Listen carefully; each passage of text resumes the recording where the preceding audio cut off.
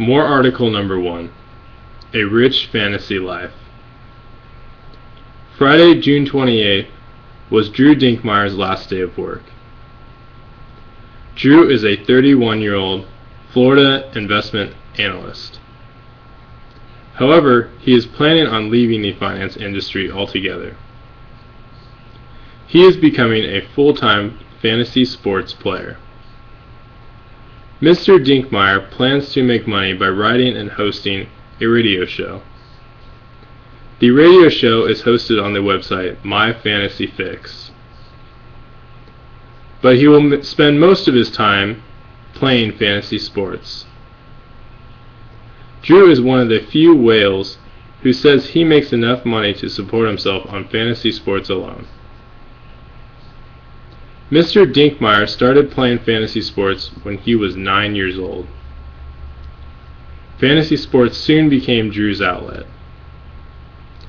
Before long, he began to think about making a career out of it.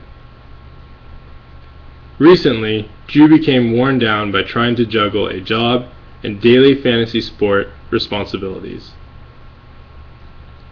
He gave his company notice in April that he was quitting. Some people don't understand what I'm doing or how I can possibly make enough money to move on. However, he claims that he is making just as much money playing fantasy sports as he was in his day job. He says that definitely catches them off guard. Fantasy sports is a very lucrative industry. There are more than 30 million fantasy sports players in the United States. The Fantasy Sports Trade Association estimated that up to 100 people earned at least $40,000 in 2012 alone. Participants must pay a small amount of money each to play in a league online. That money makes up the prize pool, so there are more losers than winners. The winnings can range from $1 to $500.